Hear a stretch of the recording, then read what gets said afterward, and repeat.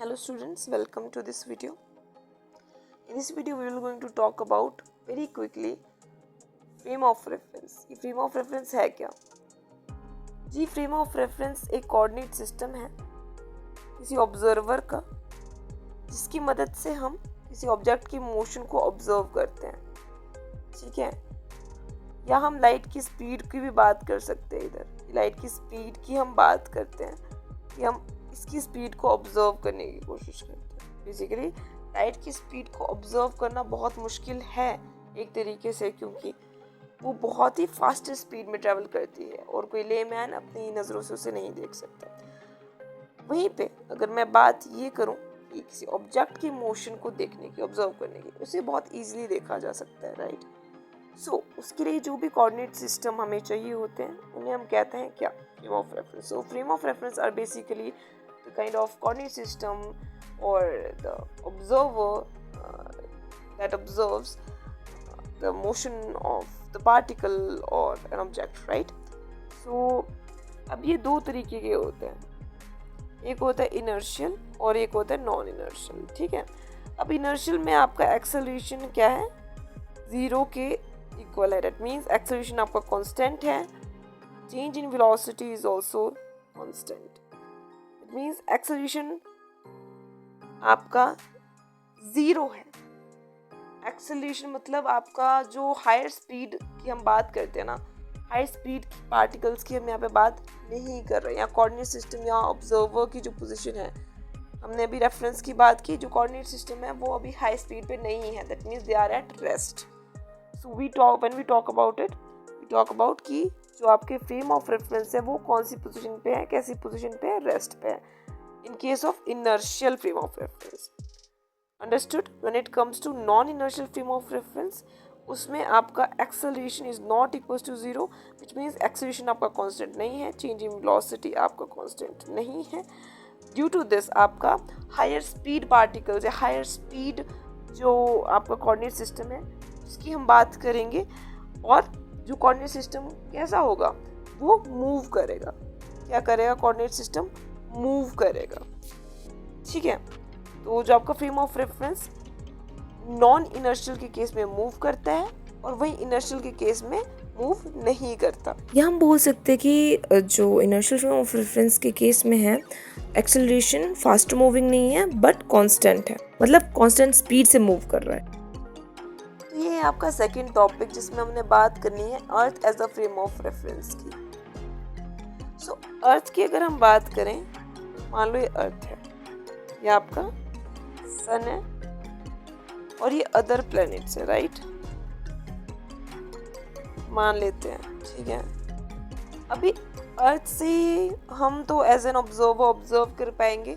ठीक है, अर्थ के अंदर के ऑब्जेक्ट्स को जो कि मूव कर रहे हैं या रेस्ट पे हैं, राइट.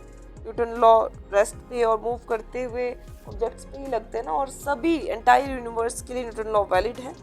ठीक है, लेकिन अब हम बात करते हैं न्यूटन लॉ की. तो न्यूटन लॉ जो होते हैं ना वो होल्ड करते हैं गुड सिर्फ आपके इनर्शियल फ्रेम ऑफ रेफरेंस के केस में. क्यों? क्योंकि ऑब्जर्वर वहाँ पे रेस्ट पे होता है. बेसिकली जो फ्रेम ऑफ रेफरेंस है ना और कोऑर्डिनेट सिस्टम है वो बेसिकली रेस्ट पे ही होते हैं.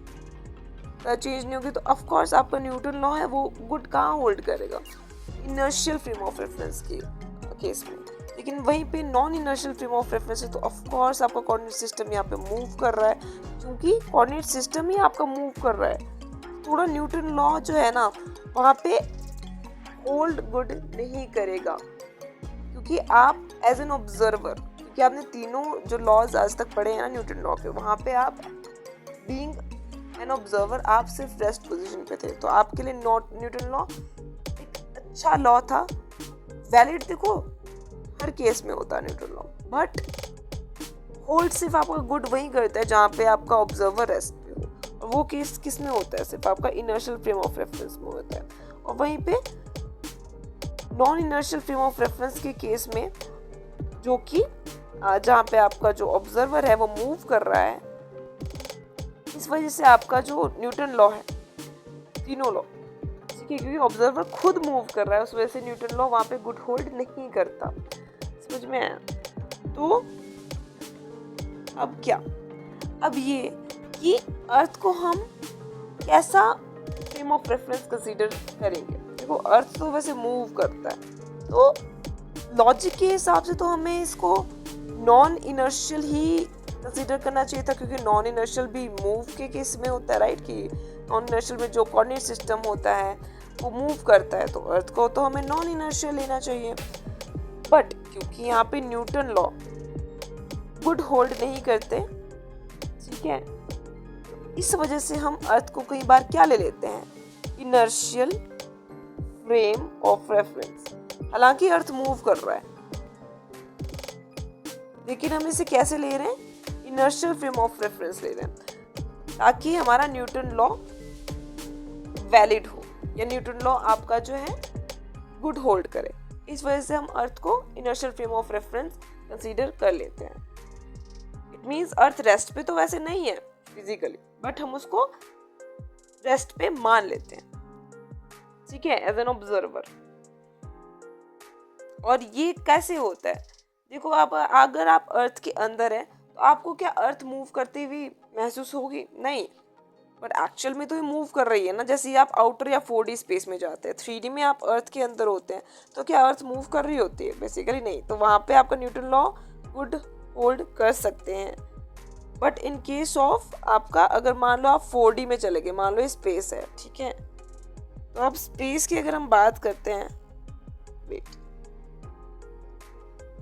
अभी तक आप अर्थ के अंदर थे तो न्यूटन लॉ अच्छे से होल्ड कर रहे थे। अब आप अर्थ के बाहर जाओ जरा 4D स्पेस में, ये देखो ये अर्थ है, अर्थ के अंदर न्यूटन लॉ गुड होल्ड किए। अब अर्थ के बाहर जाओ 4D स्पेस में आप लोग, तो अर्थ को आपको कैसा दिखेगा, मूव करता हुआ, ठीक है। इसी वजह से अगर जब तक हम एज एन ऑब्जर्वर अर्थ के अंदर है तो हम इसको inertial frame of reference consider कर सकते हैं। But basically Newton law hold he good तब करता है जब, किस केस में ये गुड होल्ड करता है, आपका इनर्शियल फ्रेम ऑफ रेफरेंस में ये गुड होल्ड करता है। इसलिए हम अर्थ को कई बार कैसे ले लेते हैं, इनर्शियल फ्रेम ऑफ रेफरेंस। वैसे तो अगर 4D स्पेस में जाए तो अर्थ मूव करता है, तो हमें फिजिबली तो इसको हमें नॉन इनर्शियल कंसीडर करना चाहिए था, बट हम इसको इनर्शियल क्यों लेते हैं, ताकि अगर हमने मान लो न्यूटन लॉ अप्लाई करने हो तो हमें कोई ऐसा फ्रेम ऑफ रेफरेंस चाहिए होगा जो कि रेस्ट पे हो, ठीक है, और मूव ना करे, और वो सिर्फ इनर्शियल फ्रेम ऑफ रेफरेंस के ही केस में हो सकता है। इसलिए हम अर्थ को as an inertial frame of reference भी कई बार कंसीडर कर लेते हैं, ताकि न्यूटन लॉ इसमें वैलिड हो सके या न्यूटन लॉ इसमें गुड होल्ड कर सके, ठीक है, क्योंकि हमें इसमें ऑब्जेक्ट के मोशन को समझना है ना। तो किसी ऑब्जेक्ट के मोशन को समझने के लिए हमारे पास न्यूटन के 3 लॉ होते हैं, राइट। इसलिए हम अर्थ को as an inertial frame of reference consider करते हैं। समझ में आया कि अर्थ को तो वैसे हमें नॉन इनर्शियल कंसीडर करना चाहिए था, सिंस इट इज मूविंग, ठीक है। ये जो ऑब्जर्वर है, या फिर हम बोल सकते हैं ये कोऑर्डिनेट सिस्टम है, ये मूव कर रहा है, लेकिन हम इसे इनर्शियल में क्यों ही कंसीडर करते हैं, क्योंकि वहां पे न्यूटन लॉ गुड होल्ड करते हैं। सिर्फ यही रीजन है जिसकी वजह से हम earth as an inertial frame of reference हम इसको कंसीडर करते हैं। क्योंकि हम बात थ्योरी ऑफ रिलेटिविटी की कर रहे हैं, इसमें हम लाइट की स्पीड को समझते हैं, राइट।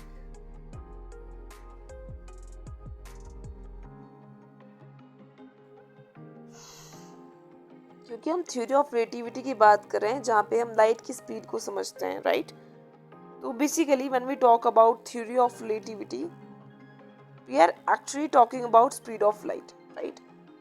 उसकी थ्योरी जो कि सर आइंस्टाइन ने कंसीडर मतलब दी थी। एक तो फोटो इलेक्ट्रिक इफेक्ट दिया था आपका, जिसके लिए उनको नोबेल प्राइज मिला था, उसके अलावा उन्होंने थ्योरी ऑफ रिलेटिविटी दी थी, ठीक है। अब सबसे पहले जो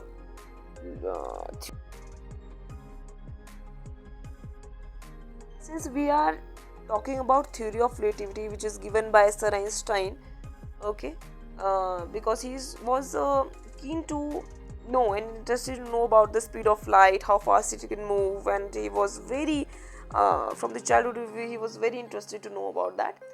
इसलिए उन्होंने डेवलप की थ्योरी ऑफ रिलेटिविटी, जिसके लिए उनको नोबेल प्राइज मिला। उसके अलावा उन्होंने फोटो इलेक्ट्रिक इफेक्ट भी डेवलप किया था, जिसकी वजह से उन्हें नोबेल प्राइज भी मिला था। तो थ्योरी ऑफ रिलेटिविटी बेसिकली हम लाइट की स्पीड को समझने के लिए एक थ्योरी बनाते हैं।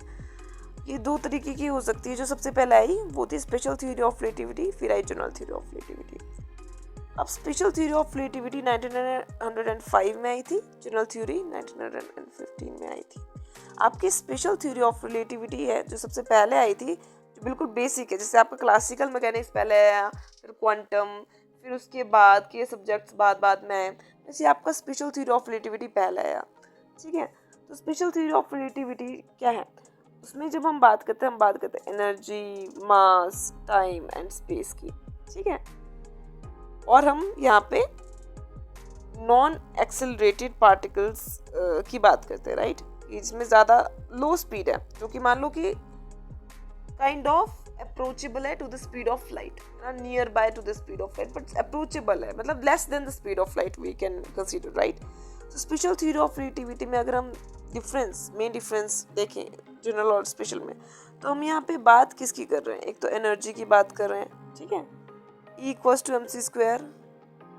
ठीक है, एनर्जी मास कंजर्वेशन, मतलब energy can be converted into mass can be converted back into the energy, so this is called energy mass conservation. So special theory of relativity वैसे तो आपका 4D स्पेस के लिए है, पर स्लो स्पीड के लिए है, मतलब जो लाइट की स्पीड से कम है, ठीक है, उन स्पीड के लिए है, उन पार्टिकल्स की स्पीड के लिए है, लाइट के पार्टिकल्स की स्पीड, मतलब पार्टिकल्स यूनिवर्स में, यूनिवर्स में 4D में उन पार्टिकल्स की स्पीड के लिए है जो कि लाइट की स्पीड से कम है। ठीक है, तो 4D में अगर हम बात करें तो हम वहाँ पे एनर्जी मास की बात करेंगे और टाइम और स्पेस की बात करेंगे। टाइम और स्पेस हम हमेशा 4D में लेते हैं, 3D में हम मान लो XYZ कोऑर्डिनेट है या T ले सकते हैं। ठीक है, और जैसे ही हम 4D स्पेस में जाते हैं हम वहाँ पे एनर्जी मास, ठीक है, एनर्जी मास हम मान लो कि जैसे आप 3D स्पेस में XYZ कोऑर्डिनेट लेते हो ना, जो और टाइम लेते हो, ठीक है, एक कोऑर्डिनेट सिस्टम, क्योंकि टाइम हम यहाँ पे ऑब्जर्व कर सकते हैं। बेसिकली जब हम 4D स्पेस में जाते हैं ना, इसमें आपका बस देखो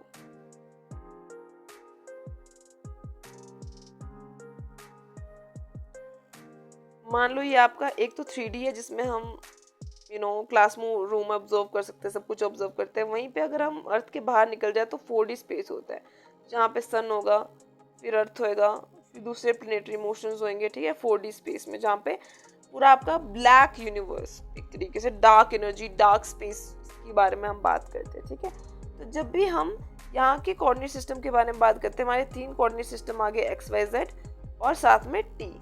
ठीक है, टाइम। वैसे ही जब हम 4D की बात करते हैं तो हमारे पास X, Y, Z और क्या रहेगा, टाइम स्पेस रहेगा।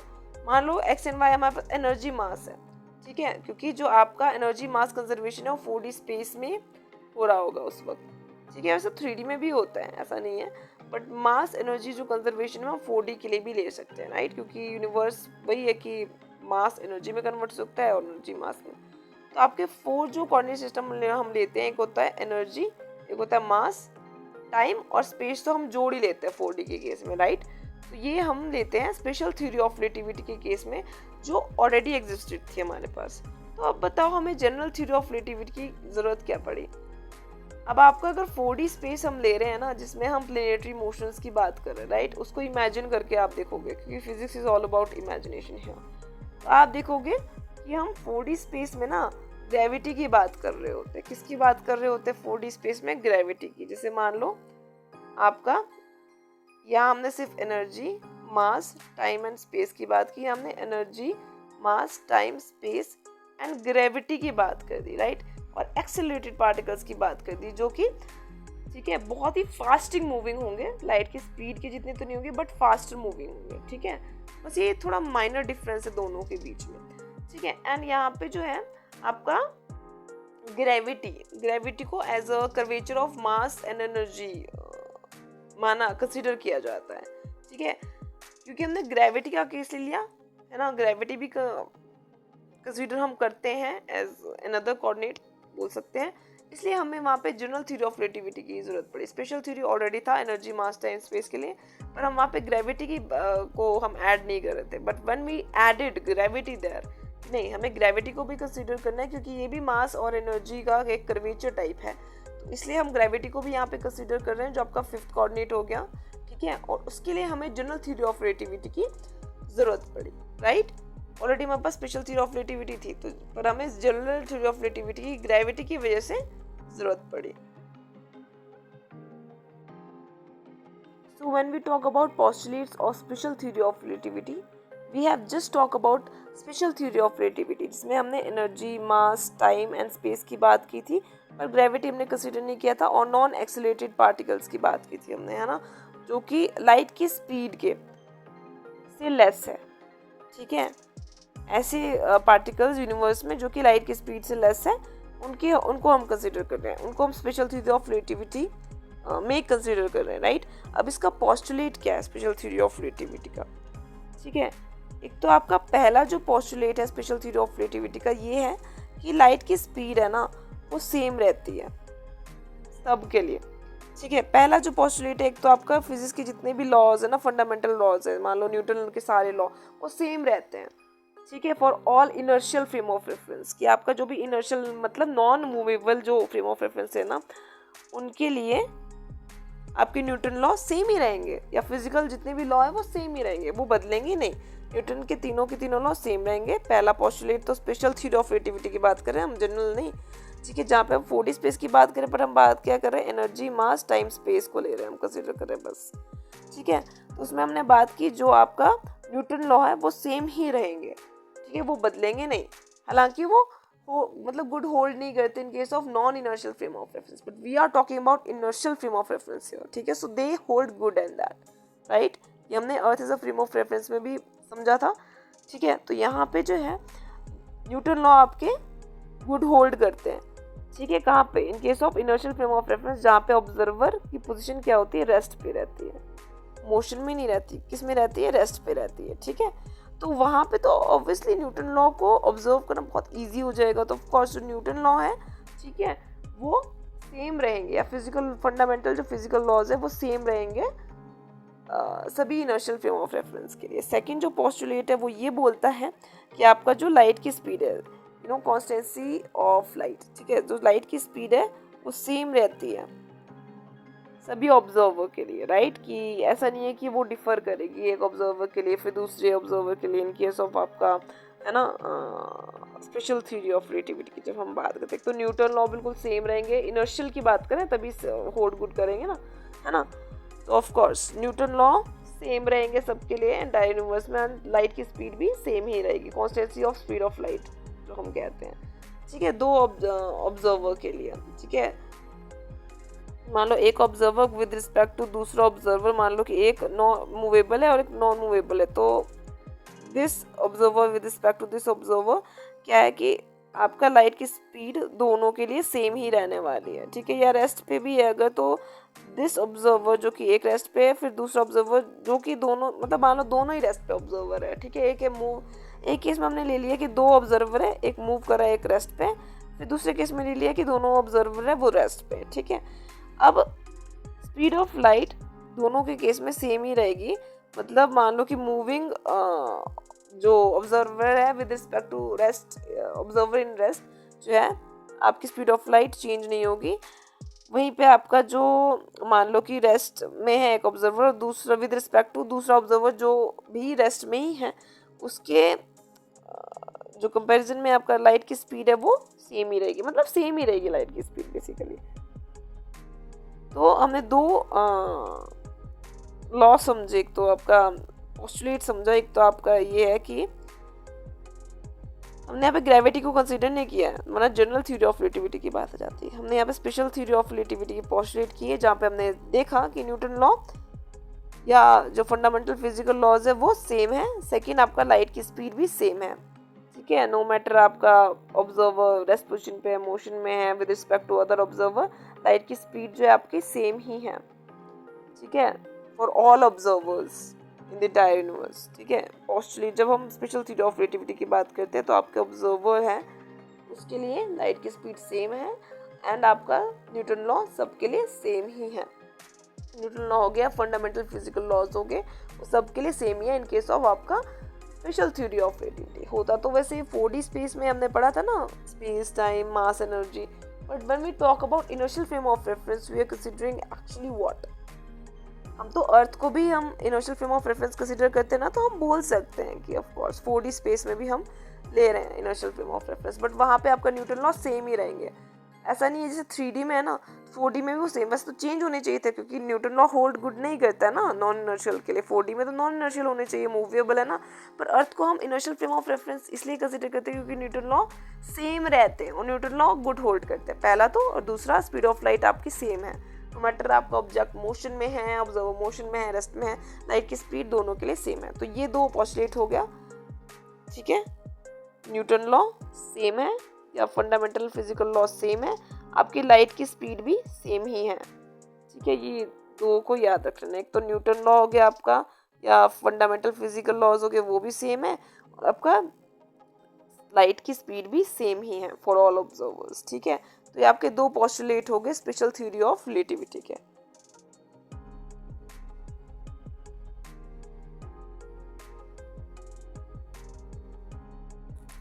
Welcome students. So in this video lecture we will going to cover our Galilean and Lorentz transformation, right? Okay. So here we're going to talk about Galilean and Lorentz transformation and the difference between the two. What is Galilean transformation and what is Lorentz transformation? Well, till this date we know that there are two frame of reference that we consider, which are inertial and non-inertial frame of reference. Now what are coordinate systems and what are these transformations? The change in coordinate systems happen with time when there is a particle event that has been happened, okay, which can be observed by the observer, that can be at rest and can be in motion, okay. The coordinate system that changed due to the particle, the event in the particle that has been happened, actually lead to for the transformation of the coordinate systems, or these kind of transformations such observes are called like kind of Galilean and Lorentz, okay. Basically we divide them into two. So when we talk about Galilean transformation and Lorentz transformation, we actually talk about like two coordinate system, okay. When we talk about Lorentz, we are also talking here two coordinate system or more than two coordinate systems. We can, like, it can be in the case of complex coordinate system, right? When we talk about Lorentz transformation, basically both are actually, we have Newton's law to understand the motion of the object, but why we need Galilean and Lorentz? Both of them has been derived by, as the name suggests, Galilean, Sir Galilean and Sir Lorentz, in order to understand the complex coordinate system. Basically we can understand the coordinate systems and we can derive very easily, and we can understand the object, the motion of the object with the help of Newton law, and we can understand it very easily. But we need Galilean and Lorentz transformation, both of them, in case of complex coordinate systems which cannot be easily understood by Newton law. That's why we need what? Galilean and Lorentz transformation. Otherwise we have inertial frame of reference, non-inertial frame of reference to understand the motion of the object, right? But why we need Galilean and Lorentz as such, both of them, in order to understand the complex coordinate system, for sure. I hope this is clear to you all now, that why we need Galilean and Lorentz transformation, both of them, ताकि हम complex coordinate system को समझ पाए भाई। क्योंकि पहले से आपका जो ऑलरेडी जो आपका न्यूटन लॉ है उससे हम समझ तो रहे थे, लॉज ऑफ जो आपके मोशन है, ऑब्जेक्ट का मोशन हम न्यूटन लॉ से तो समझ ही रहे थे, बट हमें फिर गैलीलियन और लॉरेंट्स की ज़रूरत क्यों पड़ी? ठीक है, तो ऑब्जेक्ट का मोशन हम समझ तो रहे हैं भाई, तो हमें अब गैलीलियन और लॉरेंट्स की क्यों ज़रूरत पड़ रही है? एक तो आपका कॉम्प्लेक्स कोऑर्डिनेट सिस्टम हो जाता है कई बार कि ऑब्जेक्ट के मोशन को समझने के लिए, ठीक है, मान लो पूरे एंटायर यूनिवर्स में कितने सारे ऑब्जेक्ट्स हैं जिनकी मोशन को हमें समझना है।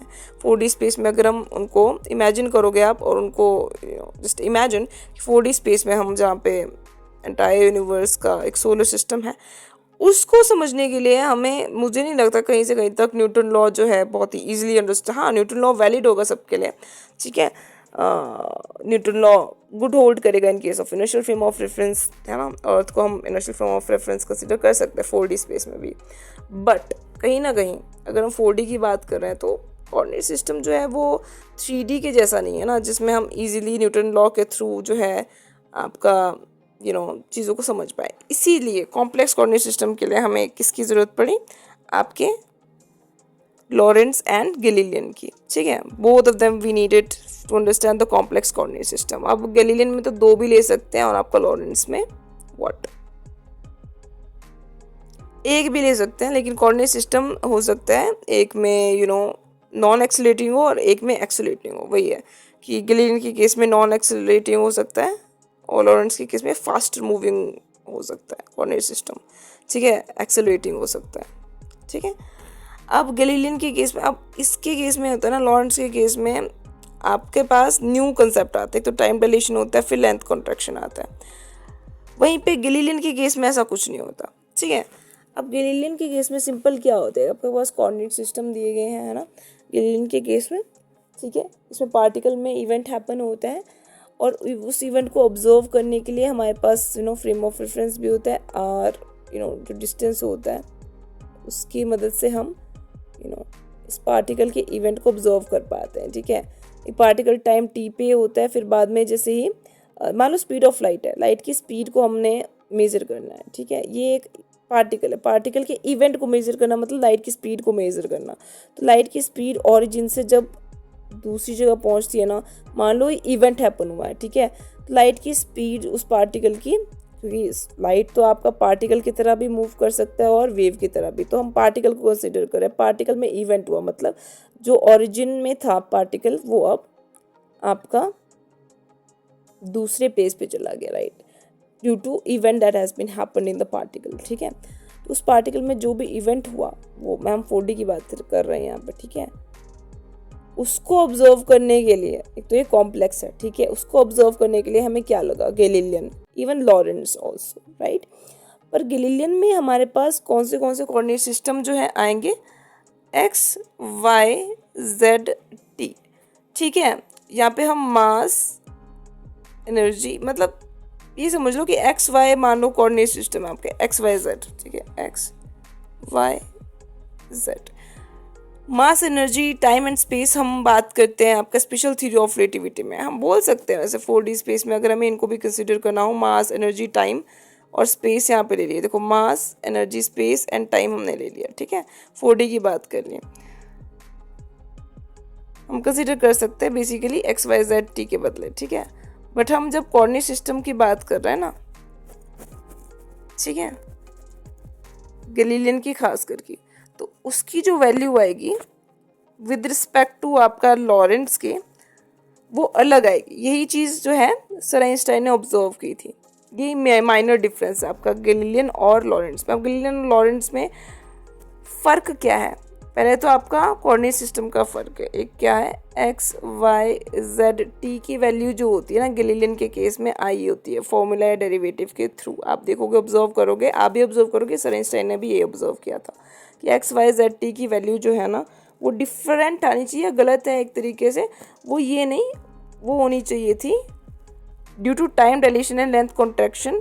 इनकी जो वैल्यूज़ है वो जो गैलीलियन ने कंसिडर की थी वो गलत थी, because time dilation and length contraction की वजह से आपका टाइम जो है वो स्लो हो जाता है और लेंथ क्या है, उनके बीच का जो डिस्टेंस है वो कैसा अपीयर करता है ऑब्जर्वर को, कम, ठीक है। ऑब्जेक्ट्स के मोशन के जो बीच में जो डिस्टेंस होता है ना उसको स्मॉल जो है वो ऑब्जर्वर के द्वारा ऑब्जर्व किया जाता है। This is called time dilation and length contraction. Due to these effects जो है ना आपका ये जो एक्स वाई जेड टी की वैल्यू है ना वो सेम नहीं रहनी चाहिए, ठीक है, जो गैलीलियन ट्रांसफॉर्मेशन में है, ठीक है, वो डिफर करेगी आपकी x y z t, x dash y dash t dash, ठीक है।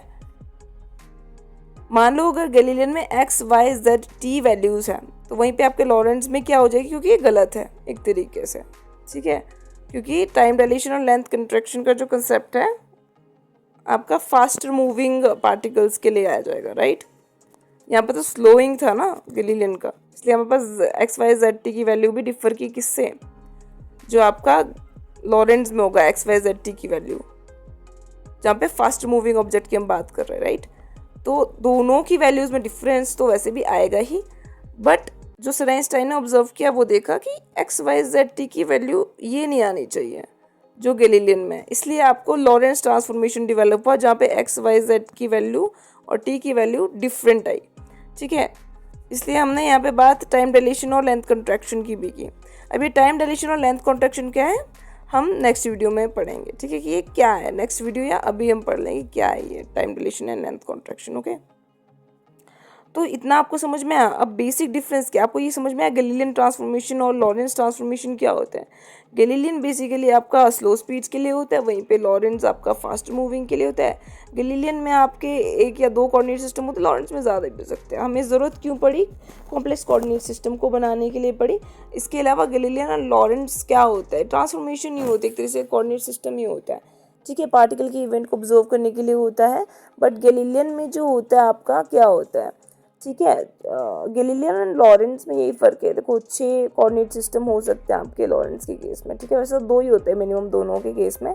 बट गैलीलियन में you know what is Galilean transformation and what is Lorentz transformation as such. Galilean में हम स्लो स्पीड की बात करते हैं, वहीं पे लॉरेंट्ज में हम फास्टर मूविंग कोऑर्डिनेट सिस्टम की बात कर रहे होते हैं, राइट। एंड बस यही है गैलीलियन का और लॉरेंट्ज का। अच्छा, अब गैलीलियन ट्रांसफॉर्मेशन में जो कोऑर्डिनेट सिस्टम होते हैं वहाँ पे हम टाइम डिलेशन या लेंथ कॉन्ट्रैक्शन की बात नहीं करते, वहीं पे हमारा जो ये इसी को हम बोल सकते हैं, हम यहाँ पे कोई भी ऐसा कंसेप्ट नहीं होता कि ऐसा टाइम डिलेशन और लेंथ कॉन्ट्रैक्शन का। यहाँ पे हम बस x y z t slower speeds के लिए ले रहे हैं, राइट। वहीं पे आपका x y z t fast moving के लिए लेंगे लॉरेंट्ज के केस में, ठीक है। But at the same time हम क्या बात कर रहे हैं कि आपका time dilation and length contraction वहाँ हो जाएगा ड्यू टू फास्टर स्पीड, मतलब कि लाइट की स्पीड के बराबर तो कुछ नहीं है बट अप्रोचेबल काइंड ऑफ, ठीक है।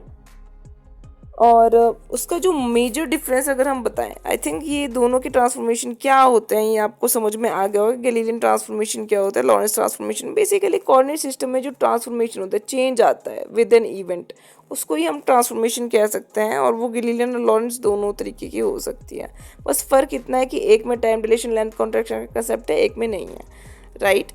अब देखते हैं कि आपका गैलीलियन ट्रांसफॉर्मेशन और लॉरेंट्ज ट्रांसफॉर्मेशन में मेजर डिफरेंस क्या है, ठीक है, दोनों में, ठीक है। एक तो आपका टाइम एंड लाइट की स्पीड का कंसेप्ट आता है इसमें, टाइम एंड लाइट की स्पीड का कंसेप्ट। एक इसमें से रिलेटिव होता है और एक इसमें से एब्सोल्यूट होता है। रिलेटिव मतलब अगर एक ऑब्जेक्ट की position relative to this particle, मान लो ये पार्टिकल P1 है एंड P2 है, ठीक है, ये T1 एंड T2 टाइम में ट्रैवल करते हैं एक पोजीशन से दूसरी पोजीशन पे।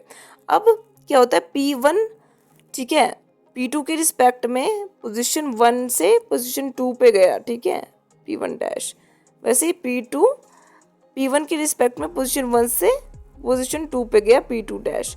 तो दोनों एक दूसरे के रिस्पेक्ट में, ठीक है, अगर दोनों की वैल्यू सेम है, ठीक है, दोनों की वैल्यू एक दूसरे के रिस्पेक्ट में क्या है, सेम है, कांस्टेंट है, तो वो क्या है कि दोनों की वैल्यू फिक्स है, उसको हम कहेंगे एब्सोल्यूट, ठीक है, कि सेम है, सेम ही वैल्यू है, ठीक है, कांस्टेंट है मतलब 0 एक तरीके से, ठीक है, समझ रहे हो तुम कि वैल्यूज जो है ना एक दूसरे के रिस्पेक्ट में सेम है, तो उसको हम कहेंगे एब्सोल्यूट या फिक्स, कि वो चेंज नहीं हो रही है।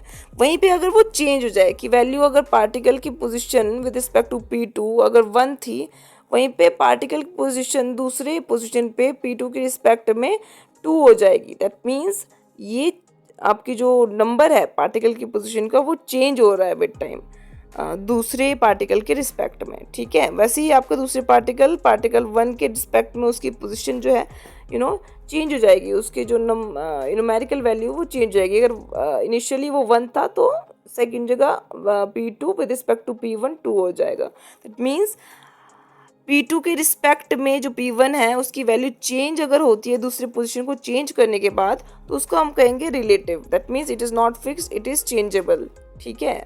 और एब्सोल्यूट मतलब fix which is unchanged, right, unchangeable, I hope it is clear to you the minor difference between what is relative and what is absolute. Absolute मतलब fix, value is fix.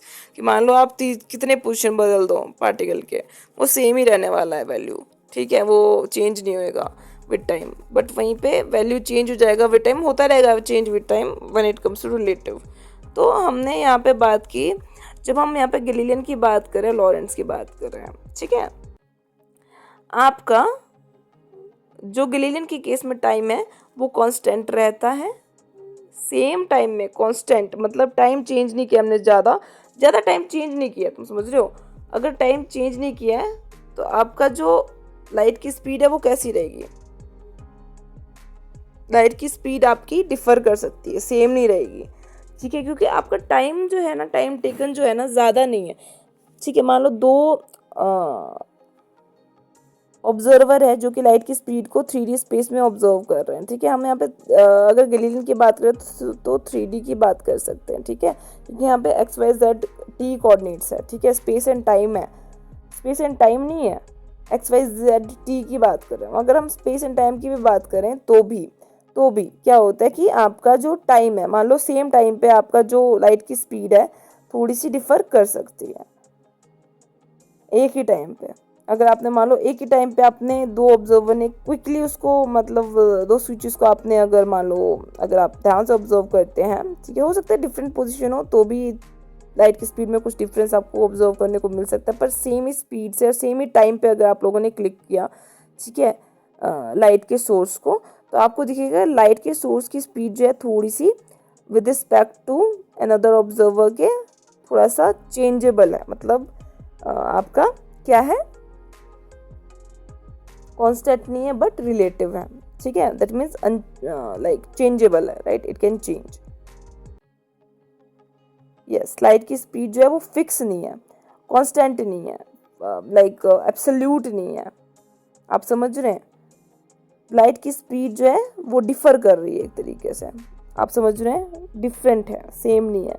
वहीं पे अगर 4D की बात करें तो भी लाइट की स्पीड जो है आपके, वैसे तो लॉरेंट्स हम 4D की बात करें जहाँ पे लेंथ कॉन्ट्रैक्शन और टाइम डायलेशन का कंसेप्ट आता है, तो 4D को अगर हम इमेजिन करें, 3D को इमेजिन करें, ठीक है, तो लाइट की स्पीड आपका यहाँ पे डिफर करेगी विद रिस्पेक्ट टू आपका टाइम, जो कि सेम ही रहेगा. ऐसा नहीं कि दोनों अलग अलग टाइम पे स्विच ऑफ और ऑन कर रहे हैं, तब तो तब तो डिफरेंस आएगा ही लाइट की स्पीड में.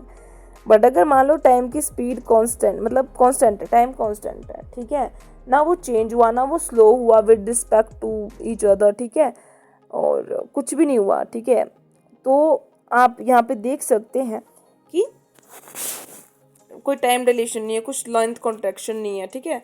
अब ये टाइम डिलेशन लेंथ कॉन्ट्रैक्शन क्या है वो मैं आपको बताऊंगी, ठीक है.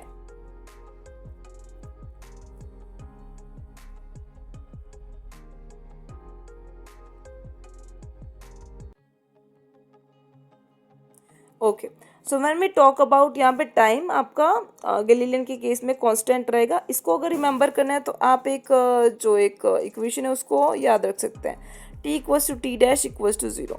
मतलब टाइम ओरिजिन पे 0 का मतलब T equals to T dash, मतलब अगर जो चेंज हो रहा था ना, एक अगर मान लो कोऑर्डिनेट, एक इवेंट यहाँ पे हुआ, उसकी वजह से आपका जो कोऑर्डिनेट सिस्टम है positive direction of x axis के टुवर्ड्स मूव किया, जैसे कि आप देख ही सकते हैं इस इवेंट की वजह से, इस घटना की वजह से, जो कि ऑब्जर्व कर रहे हैं, क्योंकि इवेंट होगा तो ऑफ कोर्स पार्टिकल की पोजीशन कुछ चेंज हो जाएगी, तो ऑफ कोर्स आप देख सकते हैं कि कोऑर्डिनेट सिस्टम में भी कुछ ट्रांसफॉर्मेशन आ जाएगा विद टाइम, राइट.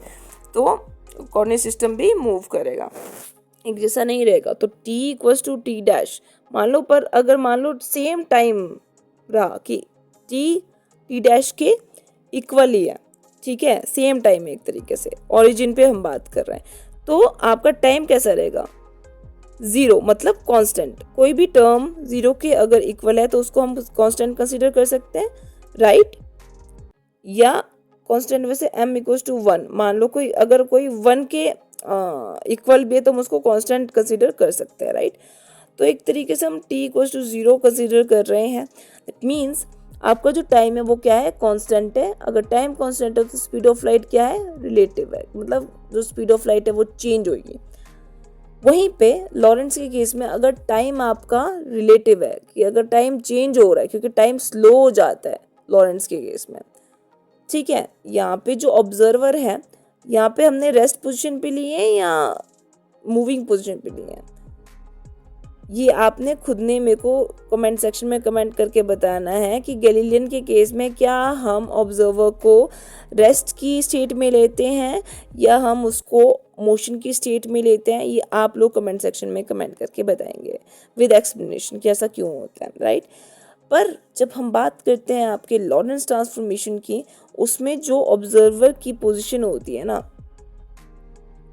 ठीक है, मान लो हमने बात की यहाँ पे किसकी, आपके लॉरेंस ट्रांसफॉर्मेशन की, ठीक है। तो उसमें जो ऑब्जर्वर की पोजीशन होती है ना, वो कैसी होती है? एक तो वो मोशन में होते हैं। मोशन में तो एक्चुअली में आपका गैलीलियन, आपको पता ही है, मैंने जस्ट अभी बताया ना, positive direction of x axis. तो ऑफ कोर्स जो ऑब्जर्वर है मूव कर रहा है एक्स एक्सिस के पॉजिटिव डायरेक्शन में, तो ऑफ कोर्स मोशन में है। हो सकते हैं रेस्ट पे भी हो सकते हैं, पहले रेस्ट पे था फिर मोशन में हुआ, वो एक सेम ऑब्जर्वर ही, ठीक है। तो रेस्ट पे भी हो सकते हैं, मोशन में भी, पर आप लोग खुद एक्सप्लेन करोगे कि रेस्ट पे ही रहेंगे या मोशन में रहेंगे। इन केस ऑफ गैलीलियन जो कोऑर्डिनेट सिस्टम है, वो गैलीलियन कोऑर्डिनेट सिस्टम रेस्ट पे रहता है, मोशन में।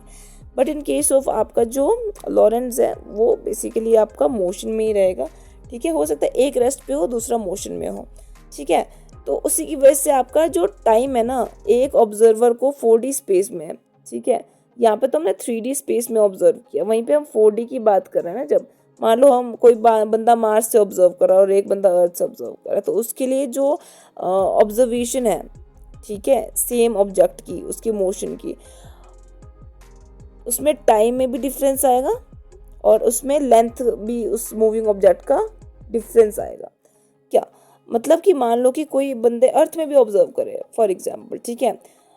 तो अर्थ में आप ऑब्जर्व कर रहे हैं एक मान लेते हैं, वैसे गैलीलियन के जैसे ले लिए, या जैसे हम कंसिडर कर लेते हैं कि एक जो कोऑर्डिनेट सिस्टम है या फिर जो ऑब्जर्वर है वो मूव कर रहा है और एक रेस्ट पे है, ठीक है। लॉरेंस के केस में, गैलीलियन में भी चलो वैसे ही ले लो तुम, ठीक है। बट वहाँ पे तुम अगर ऑब्जर्व करोगे ना कि दोनों, अच्छा हाँ, आपका वैसे गैलीलियन में ना आपने क्या करना है, क्योंकि एक तो positive direction of x axis, अगर पार्टिकल इवेंट हैपन हो रहा है तो ये तो positive direction of x axis में मूव भी कर रहा है।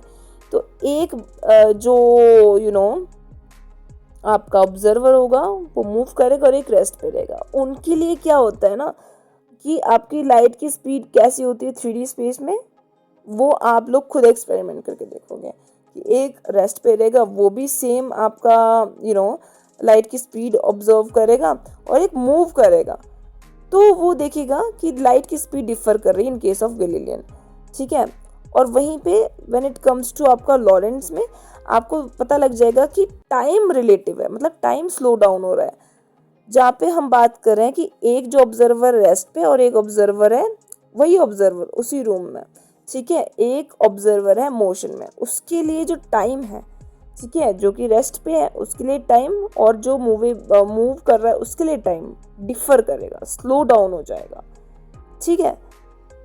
और इस इफेक्ट को हम क्या बोलते हैं, टाइम डायलेशन, ठीक है। वैसे ही वहीं पे एक ऑब्जर्वर जो रेस्ट पे है और एक ऑब्जर्वर जो मोशन में है, उसके लिए जो मूविंग पार्टिकल की जो बीच का डिस्टेंस है या लेंथ है, वो उसको शॉर्टर अपीयर होगी दोनों ऑब्जर्वर को, ठीक है।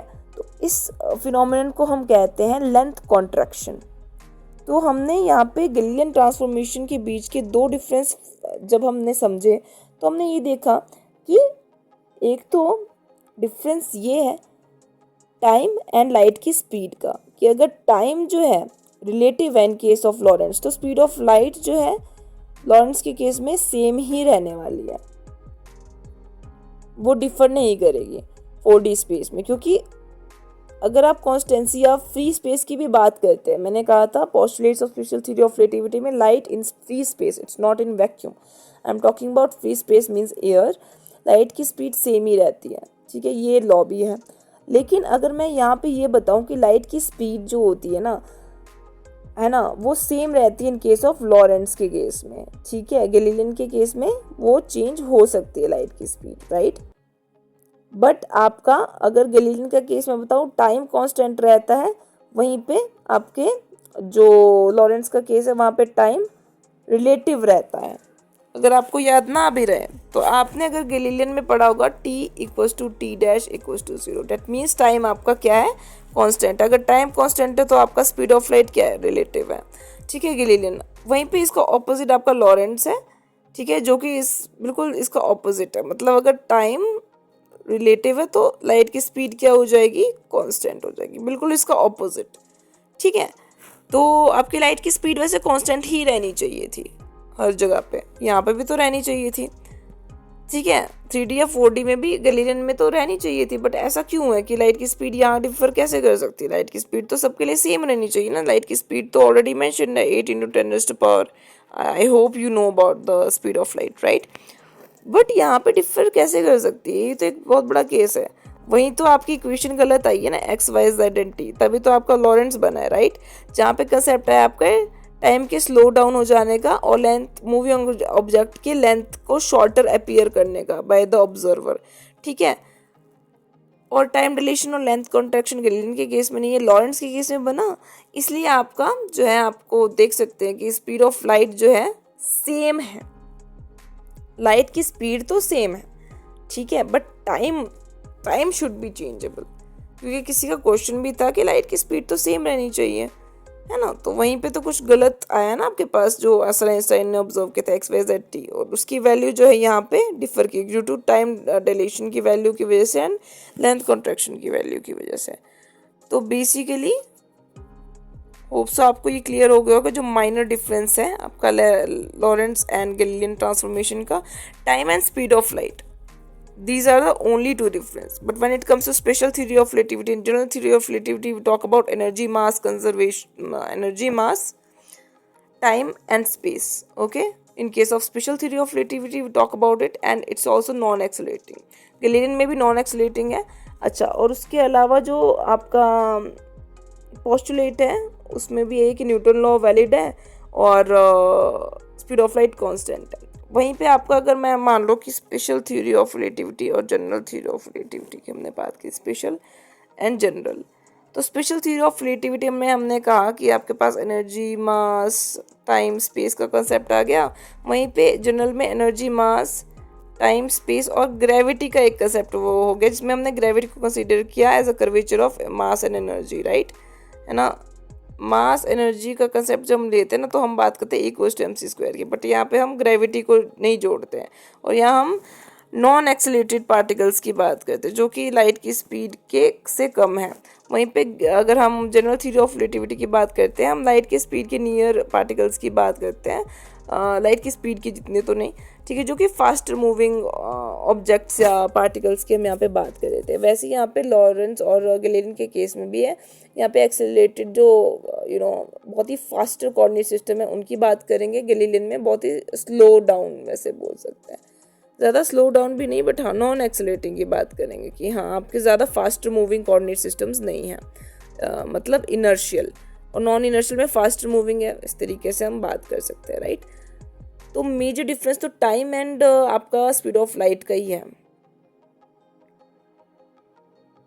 बस यही डिफरेंस है। अब time dilation and length contraction क्या है? Okay, so what is this time dilation, जो कि हमने आपके लॉरेंट्स ट्रांसफॉर्मेशन में पढ़ा, और लेंथ कॉन्ट्रैक्शन क्या है? देखो, हमने दो ऑब्जर्वर की बात की, एक ऑब्जर्वर जो रेस्ट पे है, एक मोशन में है, वहीं पे एक ऑब्जर्वर जो रेस्ट पे है, एक मोशन में है, ठीक है।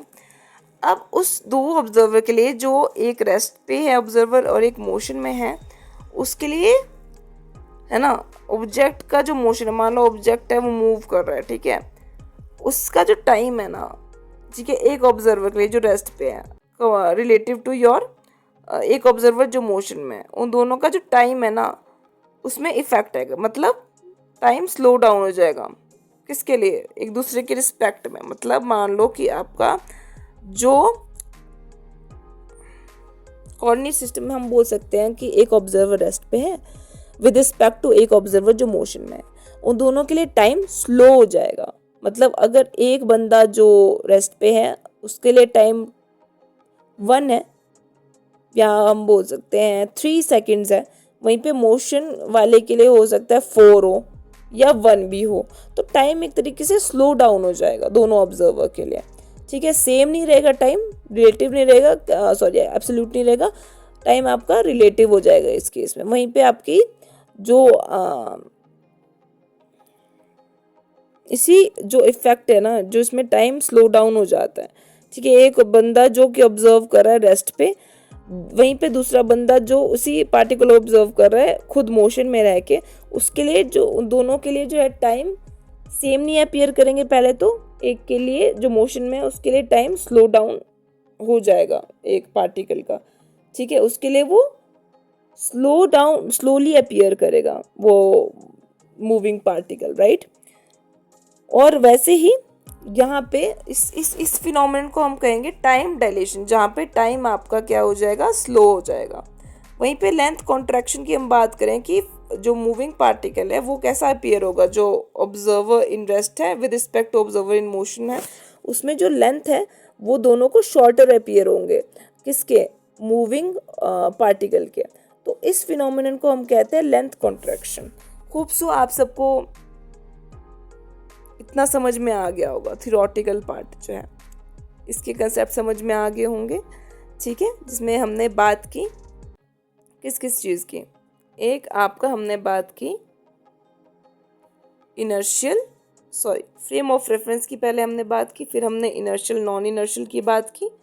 ठीक है, उसके बाद हमने बात की आपका earth is a frame of reference की, फिर हमने बात की आपका special and general theory of relativity की, फिर हमने बात की आपके postulates of special theory of relativity, फिर हमने बात की आपके गैलीलियन एंड लॉरेंस ट्रांसफॉर्मेशन की, okay, it's definition and what is the difference between the two, फिर हमने बात की आपका time dilation and length contraction की, right. Hope so these videos are clear to you.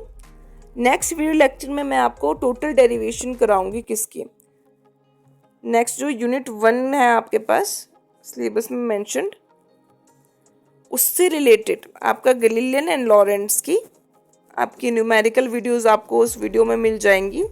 उसके अलावा आपको उस वीडियो में माइकलसन मोर्ले एक्सपेरिमेंट की जो है न्यूमेरिकल पार्ट मिल जाएगा, डेरिवेटिव पार्ट आपको उसमें मिल जाएगा। ठीक है, उसके अलावा time dilation and length contraction का भी आपको उसमें न्यूमेरिकल और डेरिवेटिव पार्ट मिल जाएगा, एनर्जी मास का भी, और काइनेमेटिक्स रिलेटिविस्टिक काइनेमेटिक्स भी आपको उसमें मिल जाएगा। मतलब यूनिट 1 का हाफ सेक्शन यहाँ पे कंप्लीट है। ठीक है, एंड हाफ मतलब सेक्शन 1 का हाफ मैं बोल रही हूँ, आपके पास 2 सेक्शन है यूनिट 1 में इफ़ यू हैव ऑब्जर्व्ड। ठीक है, वही सीक्वेंस वाइज आपको अपलोड कर दी जाएंगी यूट्यूब वीडियोज़ को। आपके पास सेक्शन 1 में थ्योरी ऑफ रिलेटिविटी में आपके पास है पहला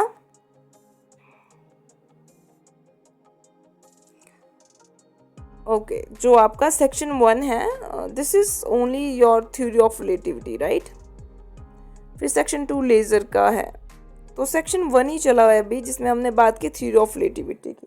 ठीक है, और सेकेंड वीडियो में आपको क्या क्या मिल, अच्छा एनर्जी मास कंजर्वेशन की भी बात कर ही लेते हैं जब हम बात कर रहे हैं।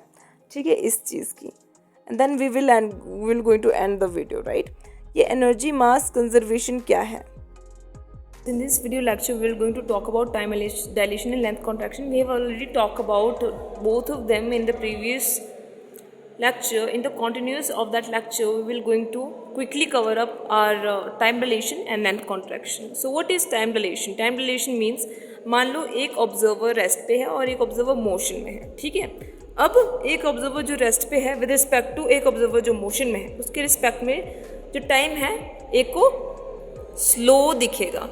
ठीक है, अगर टाइम मेजर करोगे तो एक पर्सन को दूसरे के रिस्पेक्ट में, दूसरे के ऑब्जर्वर के रिस्पेक्ट में उनको टाइम स्लो दिखेगा। इस इफेक्ट को हम क्या बोलते हैं, टाइम डायलेशन। मान लो कि एक पोजीशन पे एक ऑब्जर्वर रेस्ट पे था, दूसरे वाला मोशन में है, वो एक पार्टिकल को ऑब्जर्व कर रहे हैं, right. Let us take particle here. अब क्या है, इसके लिए पार्टिकल की पोजीशन ये है, इसके लिए पार्टिकल की पोजीशन एक से दूसरे पोजीशन पे, ये पार्टिकल की पोजीशन P1 है। अब पार्टिकल की पोजीशन P2 हो गई, राइट।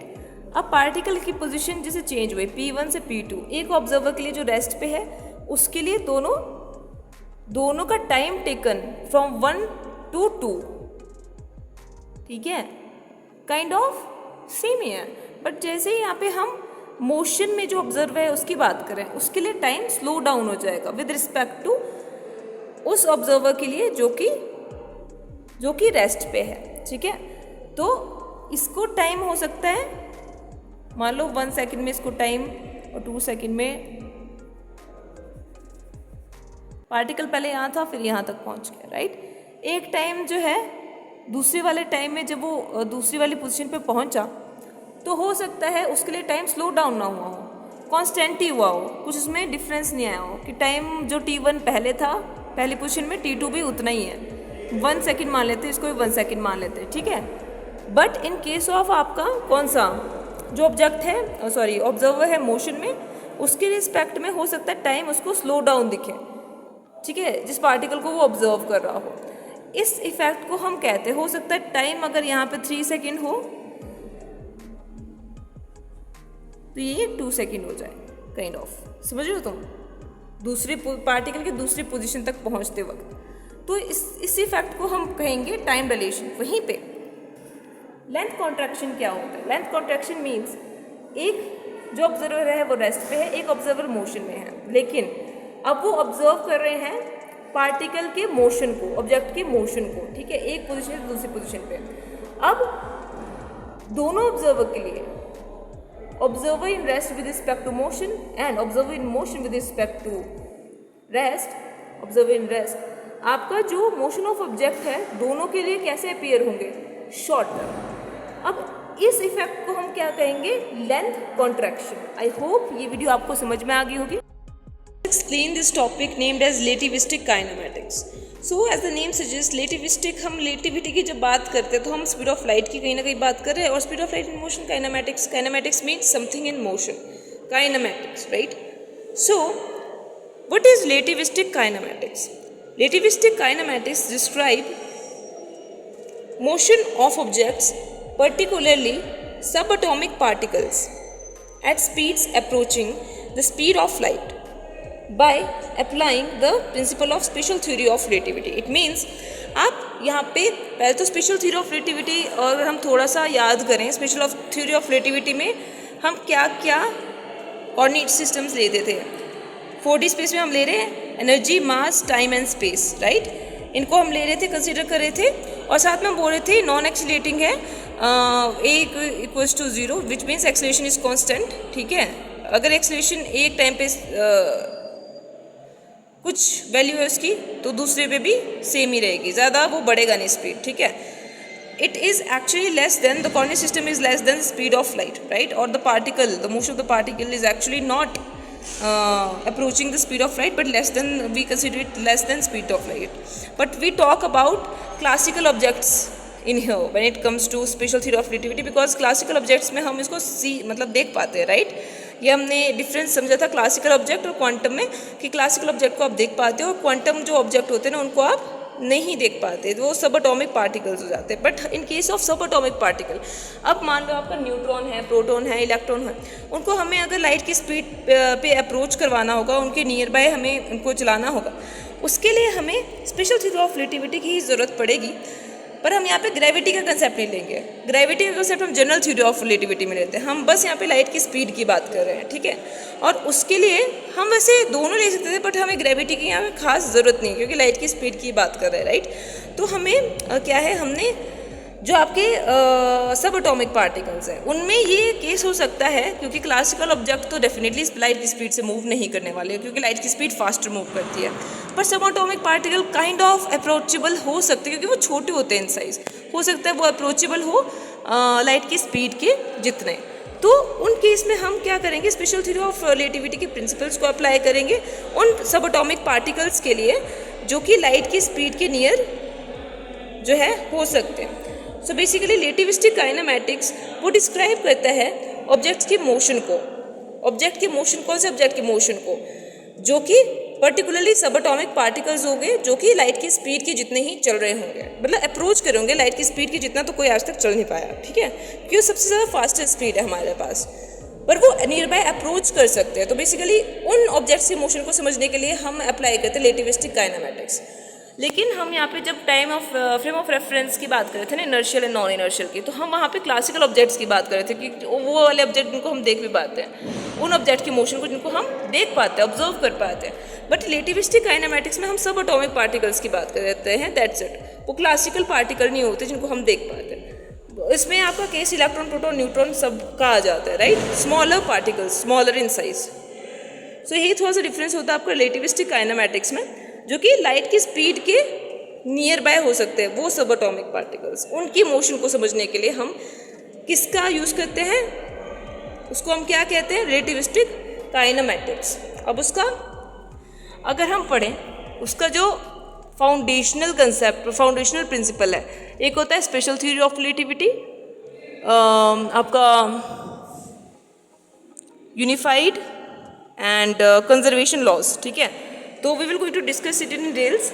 देन आपका की कंसेप्ट इसमें लॉरेंट्ज फैक्टर आता है, रिलेटिविस्टिक एनर्जी है, रिलेटिविस्टिक मोमेंटम है,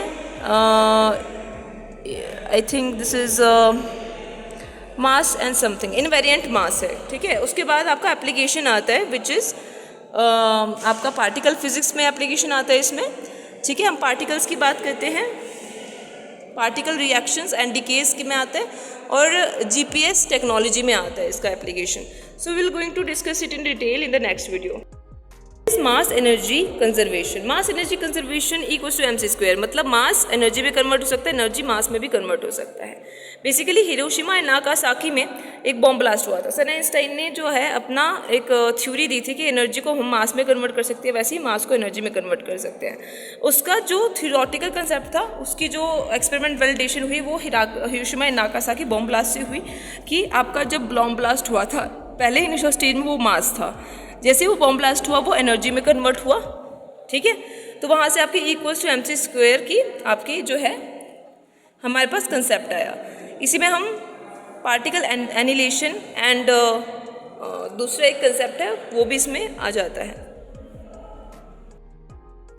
काइंड ऑफ आपका रिलेटिविस्टिक काइनेमैटिक्स का ही पार्ट है, particle annihilation. So what is this mass energy conservation? This is the principle from Einstein theory of special relativity, that the total amount of mass and energy in an isolated system remains constant. Neither can be created nor destroyed, but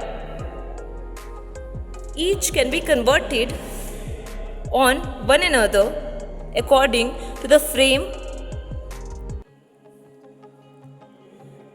according to this famous equation called equals to mc²। so basically इसमें क्या था, ये special theory of relativity का ही part है, जिसमें आपका जो total amount of जो मास है और एनर्जी, ठीक है, एक आइसोलेटेड सिस्टम है। सिस्टम आपके बहुत सारे तरीके के होते हैं, क्लोज होता है, आइसोलेटेड होता है, ओपन सिस्टम होता है। तो आइसोलेटेड सिस्टम मतलब एक वो आप लोग खुद चेक करके आना कि आइसोलेटेड सिस्टम कौन सा होता है, राइट, कि आइसोलेटेड सिस्टम जो होता है स्पेस में हम बात कर सकते हैं। तो आपका आइसोलेटेड सिस्टम जो है ना, उसमें आपका मास और एनर्जी, ठीक है, total amount of E plus M would be equals to 0। That means it would B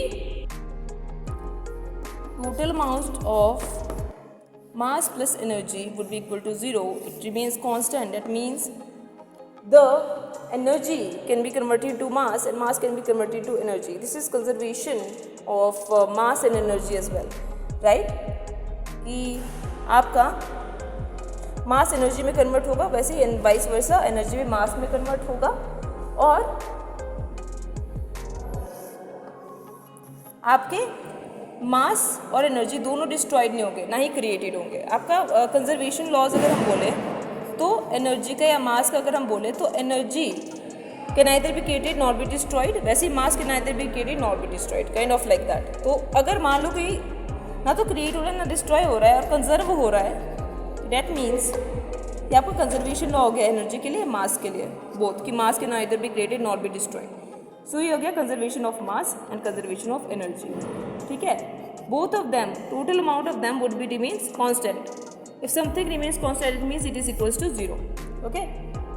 So basically we can convert mass into energy, and energy can be converted back into the mass.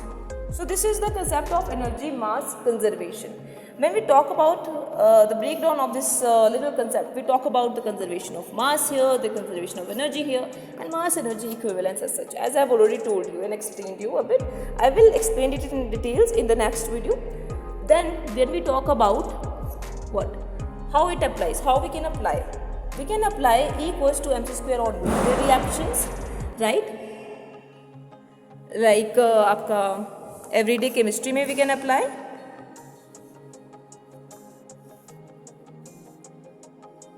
And आपका जो particles होते हैं ना, उनमें हम apply कर सकते हैं.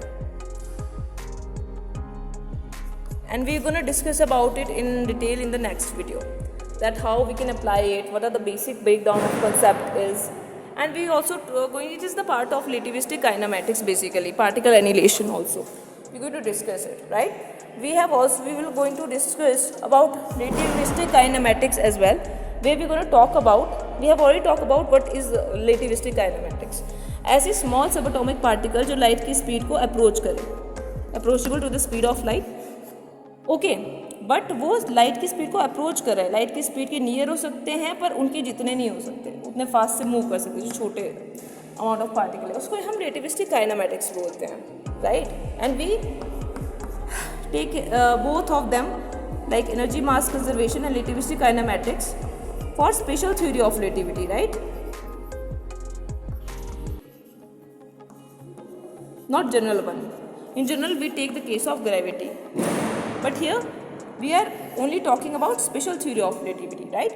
So आपका जो कोर कंसेप्ट है रिलेटिविस्टिक काइनेमैटिक्स का एंड एनर्जी मास कंजर्वेशन का, जो इंट्रोडक्शन टाइप हो चुका है दोनों वीडियोस में, उनका कोर कंसेप्ट मैं समझा दूंगी, जहाँ पे मैं बात करूँगी आपका फंडामेंटल फाउंडेशनल प्रिंसिपल्स की कंसेप्ट की और एप्लीकेशन की फॉर रिलेटिविस्टिक काइनेमैटिक्स. एंड यहाँ पे मैं बात करूँगी breakdown of concept and how it will apply in day-to-day life for mass energy conservation. So we will see these two concepts which are kind of interrelated with each other. I hope you got to know about little detail of both topics in deep, right? कि आपका relativistic kinematics क्या होता है और mass energy क्या होता है, कि mass can be converted into energy, and here energy can also be converted into mass. It is also the part of relativistic kinematics, जहाँ पे हम particle annihilation की भी बात करते हैं. कंसेप्ट की बात की थी यहाँ पे relativistic kinematics में particle creation and particle annihilation, which is the part of your energy mass conservation equals to mc square. हमने जब पार्टिकल क्रिएशन एंड एनिहिलेशन की बात की थी ना, तो ये बेसिकली पार्टिकल फिजिक्स का कंसेप्ट है, वहाँ पे एनर्जी मास कंजर्वेशन आपका अप्लाई होता है. तो जब हम बात करते हैं पार्टिकल प्रोडक्शन की, यानी कि पार्टिकल क्रिएट कैसे हो रहा है, बेसिकली आपका एनर्जी फोटोन्स होता है, ठीक है, लाइट के अंदर फोटोन्स होते हैं, उसकी वजह से क्या होता है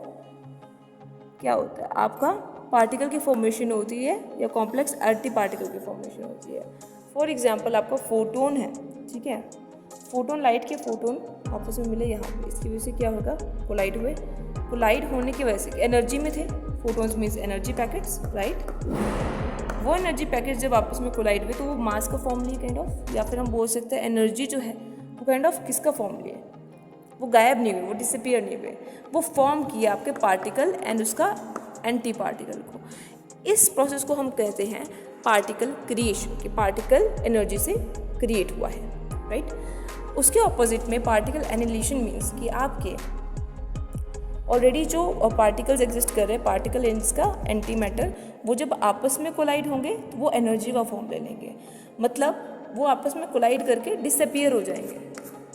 एनर्जी मीन्स डिसअपीयर होना, वहाँ पे एनर्जी ऑलरेडी प्रेजेंट थी जो डिसअपीयर थी, उसकी वजह से मास फॉर्म हुआ, तो वहाँ पे पार्टिकल क्रिएट हुआ और यहाँ पे पार्टिकल एनिहिलेट हो गया.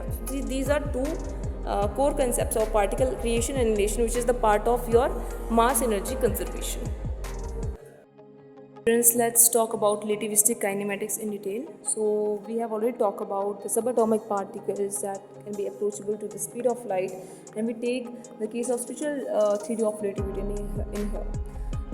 we also know about E equals to mc square, which is energy mass conservation, a part of relativistic kinematics, and also talk about particle annihilation and creation, which is the very part of your relativistic kinematics.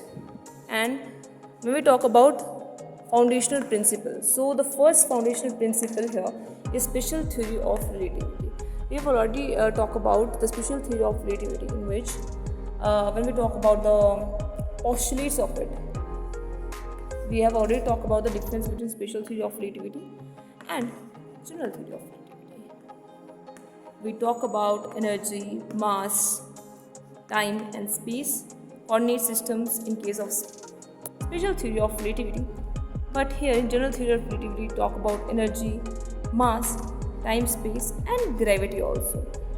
The speed of light would be the speed of light, sorry, the speed of coordinate systems or the observer kind of can be approachable near to the speed of, not near to the speed of light. We can talk about the inertia would remain constant. Okay, so we are taking the case of non-accelerating particles here in the case of special theory of relativity, and general theory of relativity we take the case of accelerating particles, right?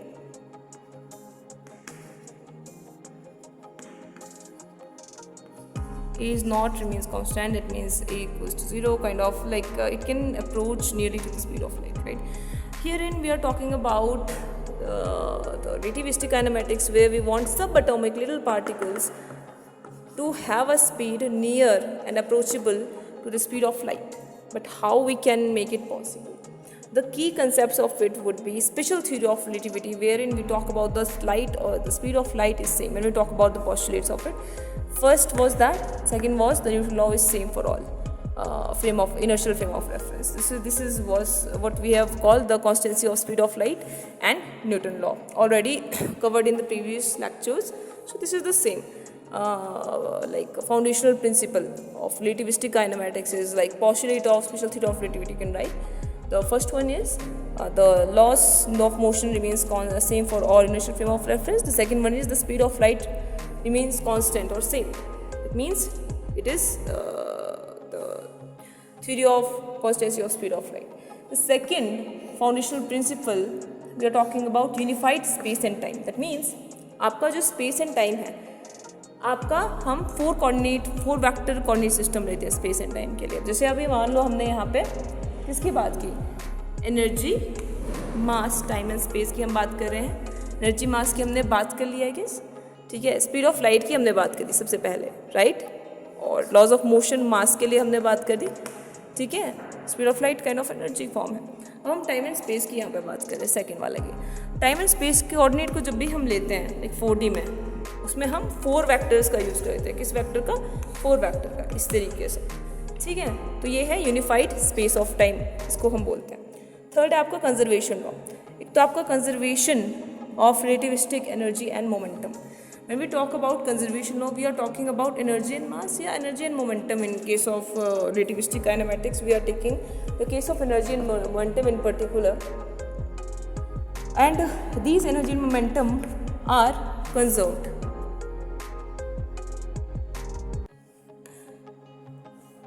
Irrespective of the particles, mass and energy, I guess. So yeah, it remains conserved kind of. Okay, the energy and momentum remains conserved basically. Okay, so this is the 3 core fundamental principles we are talk about. We have talked about here the speed of light, its constancy, and also the Newton law. The second one we are talk about the unified space and time की हमने बात कर दी. Third हमने conservation law बात कर दी किसकी, when it's the case of relativistic kinematics, we are talking about the conservation law of what? Conservation of energy and momentum, not the conservation law of energy and mass. We are not taking the case of what, mass. It is kinematics. So we are talking about the energy and momentum thing. Momentum मतलब motion kind of, right? तो when we talk about speed of light की motion के near by आपका subatomic particle का speed होना चाहिए.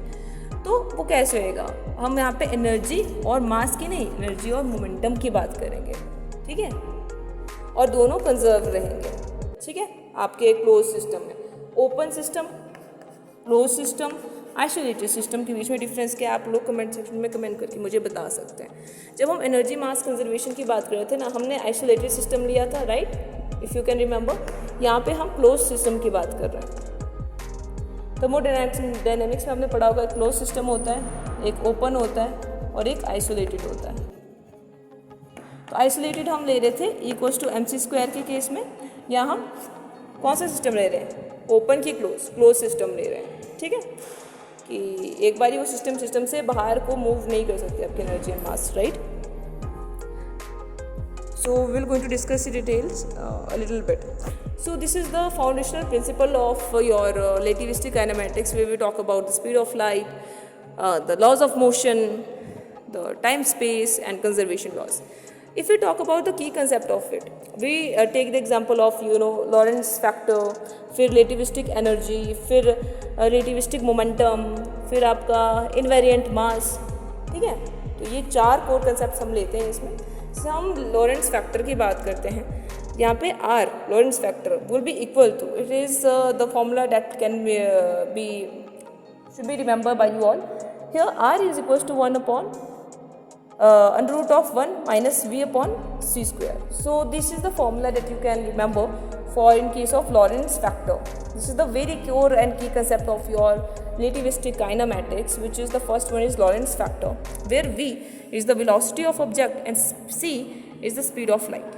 So basically यहाँ पे V velocity है ऑब्जेक्ट की, जो कि एक मोशन से मतलब मूव कर रहा है, एंड लाइट की स्पीड C हम कंसिडर कर लेंगे, राइट। ऑब्जेक्ट के लिए हम C नहीं ले सकते, लाइट की स्पीड के लिए हम C ले सकते हैं वेलोसिटी को, राइट।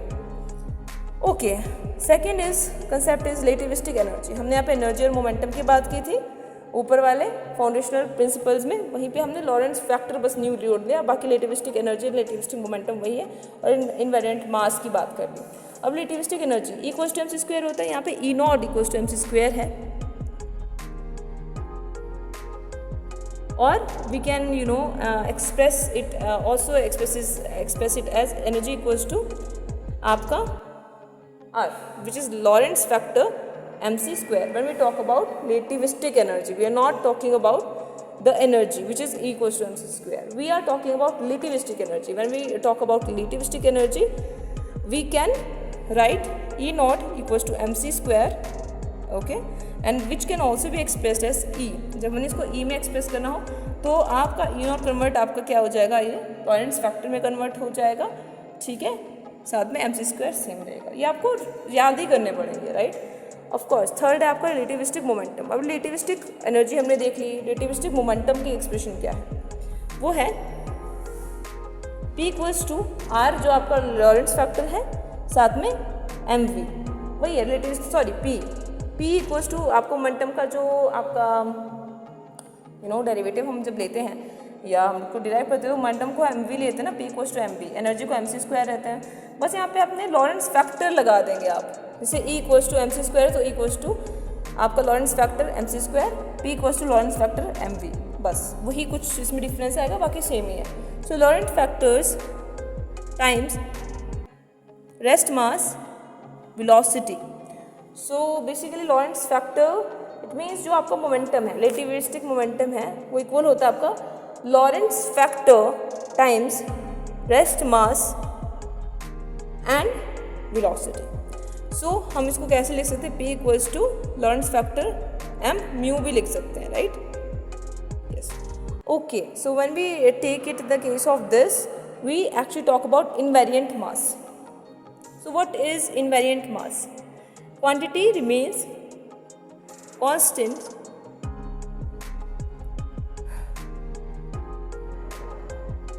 ओके।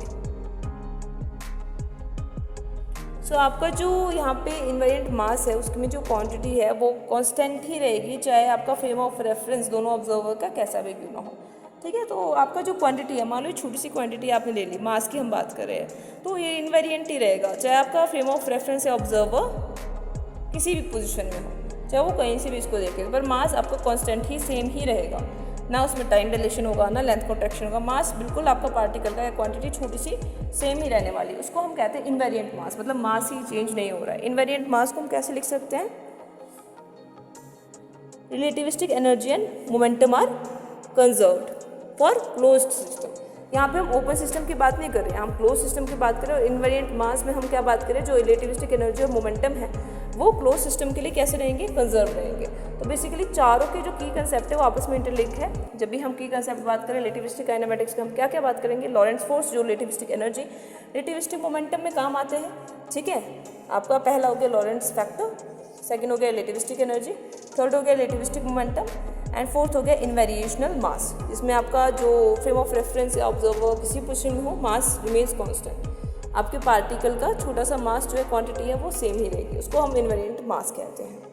सो बेसिकली हमने यहाँ पे दो चीज़ों को कवर कर दिया। तो आपका फाउंडेशनल प्रिंसिपल जहाँ पे हमने स्पेशल थ्योरी ऑफ रिलेटिविटी की बात की, उसके बाद हमने बात की आपका क्या यूनिफाइड स्पेस एंड टाइम, जिसमें 4 वेक्टर्स की हमने बात की, है ना। हमने स्पेशल थ्योरी ऑफ रिलेटिविटी हम क्या लेते हैं? Energy, mass, time and space. ठीक है, उसके बाद कंजर्वेशन लॉज की बात की, जिसमें आपका एनर्जी एंड मोमेंटम कंजर्व रहते हैं।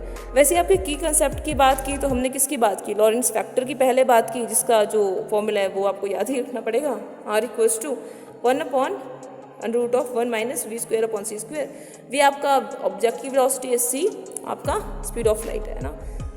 फिर आपका सेकंड कंसेप्ट हमने रिलेटिविस्टिक एनर्जी की बात कर दी, यहाँ पर रिलेटिविस्टिक मोमेंटम की बात कर दी। बस आपका लॉरेंट्ज फैक्टर जुड़ जाएगा उसमें साथ में, और सेम ही रहेगी, लाइक = लॉरेंट्ज फैक्टर mc², है ना। एंड रिलेटिविस्टिक मोमेंटम के लिए P = लॉरेंट्ज फैक्टर R और mv। ठीक है, और इनवेरिएंट मास में क्या होता है हमारे पास? मास चाहे कोई भी फ्रेम ऑफ रेफरेंस ऑब्जर्व करे सेम ही रहेगा आपका, किसका? क्वांटिटी, छोटी सी क्वांटिटी, वो कांस्टेंट या कंजर्व ही रहेगी। इसमें हम बोल सकते हैं कि रिलेटिविस्टिक एनर्जी और रिलेटिविस्टिक मोमेंटम है आपका दोनों का दोनों कंजर्व रहता है। इसको हम कहते हैं इनवेरिएंट मास। तो ये कुछ की कंसेप्ट ऑफ फंडामेंटल प्रिंसिपल्स है जो हम डिस्कस की। इसके अलावा हम डिस्कस करेंगे एप्लीकेशंस, जो आपके रिलेटिविस्टिक काइनेमेटिक्स की एप्लीकेशंस होती है, particle physics, particle reaction and decays and GPS technology में हम इसको यूज़ करते हैं। पहले पार्टिकल फिजिक्स में देख लेते हैं। Basically particle physics is the, आप इसको बाद में ही पढ़ोगे लास्ट में। आपको पहले क्लासिकल आता है, फिर क्वांटम, फिर पार्टिकल, इस तरीके से न्यूक्लियर, इस तरीके से। तो पार्टिकल में जब हम पार्टिकल फिजिक्स की बात करते हैं उसमें हम डिकेज, न्यूक्लियर डिके, इस तरीके से हम बात करते हैं। पार्टिकल एनिलेशन की, क्रिएशन की हमने बात की, हम उसके की कंसेप्ट्स की बात करते हैं। तो एप्लीकेशंस जो होते हैं ना रिलेटिविस्टिक काइनेमेटिक्स का, वो पार्टिकल फिजिक्स में पहला होता है। जब इसको कोरली पूरे डीपली पढ़ेंगे तो आपको ये ज़्यादा समझ में आएगा। अभी हम बस ऊपर से इसका कंसेप्ट पढ़ रहे हैं कि इसका पहला जो एप्लीकेशन है वो कहाँ पे है।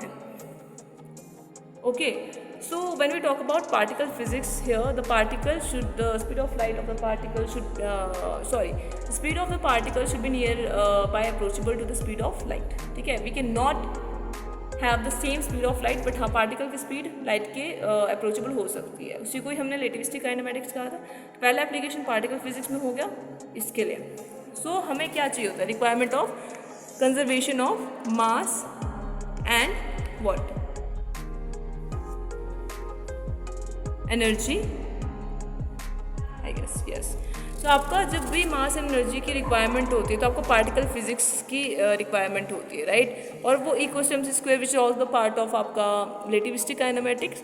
तो उसमें जो है ना आपके पार्टिकल फिजिक्स में हमारे पास ये एप्लीकेशन होता है। पार्टिकल फिजिक्स में एप्लीकेशन कैसे होता है आपका रिलेटिविस्टिक काइनेमेटिक्स का? वो इसलिए होता है क्योंकि देखो आपका जो पार्टिकल होगा ना वो भी नियर बाय होगा किसके? लाइट के स्पीड के अप्रोच करेगा। और आपका सब एटॉमिक पार्टिकल भी तो वही कर रहा था।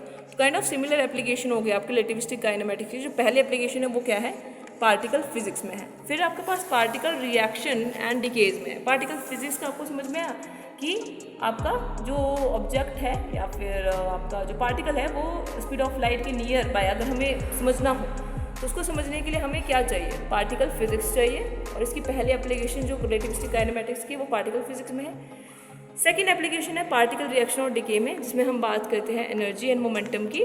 जिसमें मान लो आपका हाई कोलाइड पार्टिकल है, ठीक है, उसकी वजह से आपका अनस्टेबल पार्टिकल डिके हो जाएगा, हाई एनर्जी कोलिजन पार्टिकल हो गया, ठीक है। उसकी वजह से एक तो आपका एनर्जी एंड मोमेंटम क्रिएट हो गया, सेकेंड आपका अनस्टेबल पार्टिकल डिके हो गया। तो पार्टिकल डिके और रिएक्शन को समझने के लिए भी हम इसका एप्लीकेशन यूज़ करते हैं। जैसे कि पार्टिकल फिजिक्स को समझने के लिए यूज़ करते हैं, फिर पार्टिकल में जो डिकेज और रिएक्शंस होती हैं उसको समझने के लिए होते हैं। अब डिकेज और रिएक्शन वाले तो एनर्जी और मोमेंटम तो होगा ही, और यहाँ पे कोई हम स्लो एनर्जी कोलाइडिंग पार्टिकल नहीं लेंगे, हाई एनर्जी कोलाइडिंग पार्टिकल लेंगे।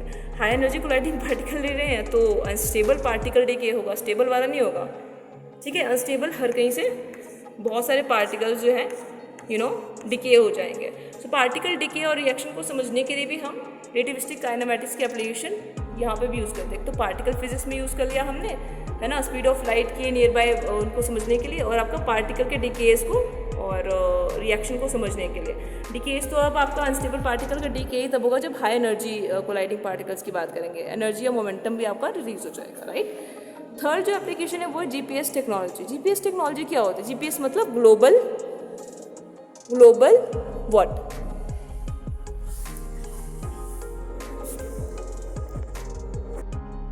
हम बात कर रहे थे तो हम जीपीएस की बात कर रहे थे, जीपीएस टेक्नोलॉजी की, जिसमें आपका ग्लोबल पोजिशनिंग सिस्टम जो होता है, it relies on relativistic concept and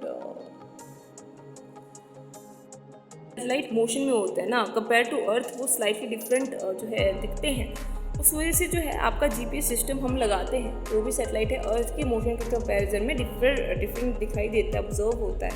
उसी वजह से वो रिलाई करता है किसका?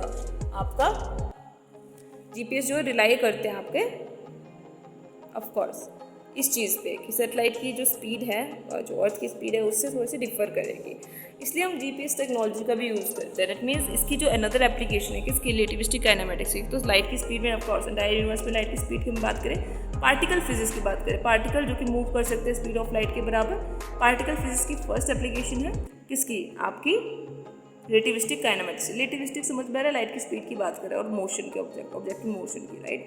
काइनेमैटिक्स होता है कोई something in motion, some particle in motion. तो उनमें जो है पहला जो पार्टिकल फिजिक्स है उसमें एप्लीकेशन होती है आपके रिलेटिविस्टिक काइनेमैटिक्स में। फिर पार्टिकल डिकेज, है ना, जो हाई एनर्जी कोलाइडिंग पार्टिकल उनकी वजह से अनस्टेबल पार्टिकल डिके होते हैं, है ना, और कोलाइड भी होते हैं, रिएक्ट भी करते हैं। तो रिएक्शन करेंगे तो एनर्जी और मोमेंटम की हम बात करेंगे। तो सेकंड हमने बात की पार्टिकल, एक तो पार्टिकल फिजिक्स में इसका एप्लीकेशन होता है, पार्टिकल डिके एंड आपका पार्टिकल रिएक्शंस में इसका एप्लीकेशन होता है। फिर जीपीएस सिस्टम भी हम जैसे सैटेलाइट वगैरह में यूज़ करते हैं, वहाँ पर भी आपको रिलेटिविस्टिक काइनेमैटिक्स का एप्लीकेशन होता है, क्योंकि आपका जो सैटेलाइट का मोशन है रिस्पेक्ट टू अर्थ थोड़ा सा डिफर करता है, इसलिए हम जीपीएस ट्रैक करते हैं, राइट। तो ऑफ कोर्स आपका 3 एप्लीकेशन देख ली, particle physics, particle decay and particle reaction में होता है। थर्ड जीपीएस में इसका यूटिलाइजेशन होता है किसका? Relativistic kinematics.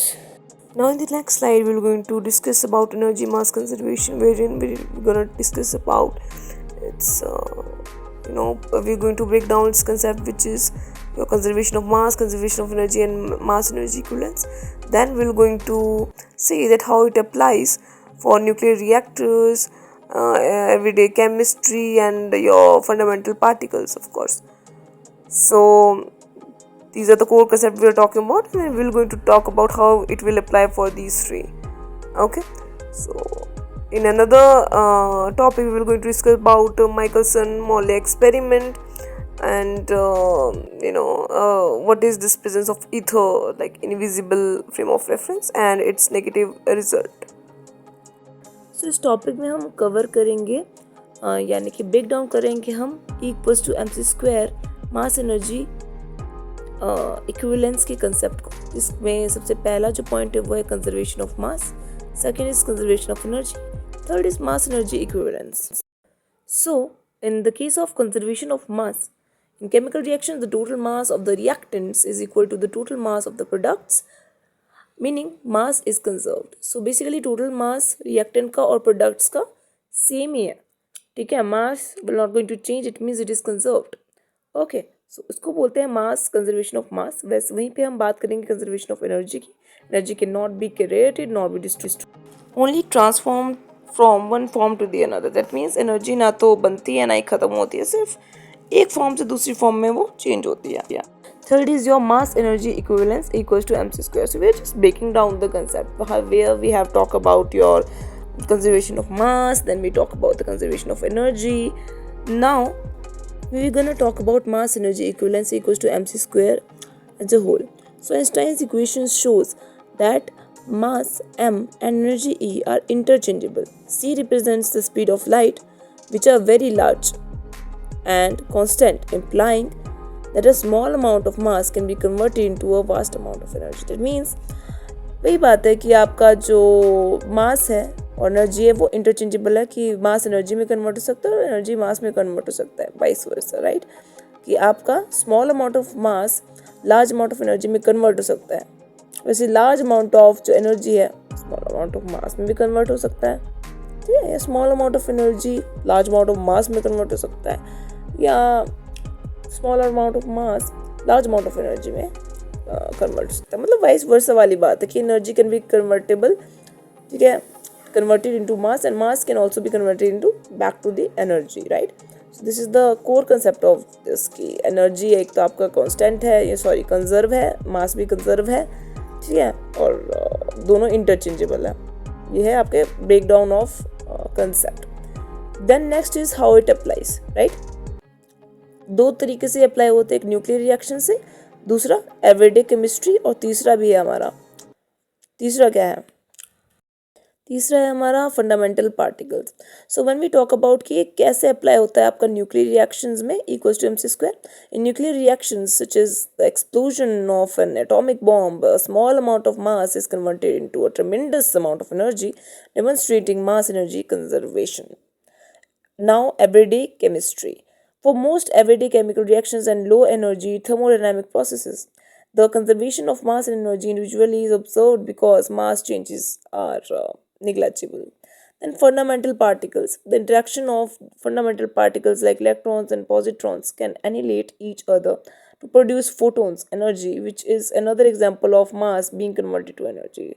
सो बेसिकली ये तीनों जो है, मान लो आपका एनर्जी मास कंजर्वेशन है, ये कैसे अप्लाई होता है आपका न्यूक्लियर रिएक्शन में। देखो न्यूक्लियर रिएक्शन में क्या होता है ना, मान लो कि न्यूक्लियर रिएक्शन में आपका एक्सप्लोजन होता है एटॉमिक बॉम्ब का, ठीक है। तो उसमें क्या होता है, जो small amount of mass present होता है बॉम्ब में, वो जैसे ही फटता है, ठीक है, तो फटने से बहुत ज़्यादा अमाउंट ऑफ एनर्जी में वो कन्वर्ट हो जाता है, जिसकी वजह से हम बोल सकते हैं कि हाँ मास एनर्जी में कन्वर्ट हो रहा है, small amount of mass big amount of energy में कन्वर्ट हो रहा है, ठीक है। तो हम बोल सकते हैं इस तरीके से ये न्यूक्लियर रिएक्शंस में अप्लाई होता है आपका मास एनर्जी कंजर्वेशन।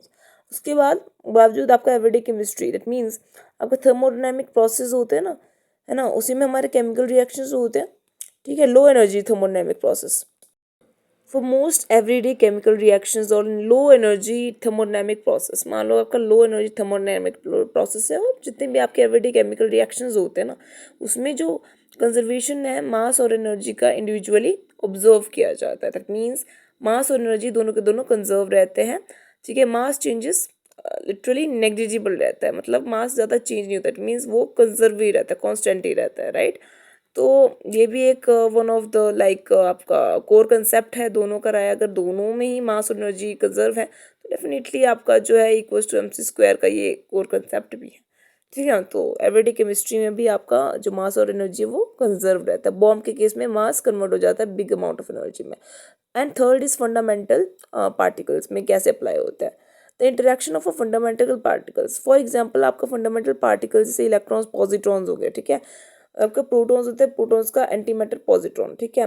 तो इलेक्ट्रॉन का वैसे पॉजिट्रॉन, नो सॉरी, प्रोटॉन का I have to repeat, okay, electron का आपका पॉजिट्रॉन होता है, right.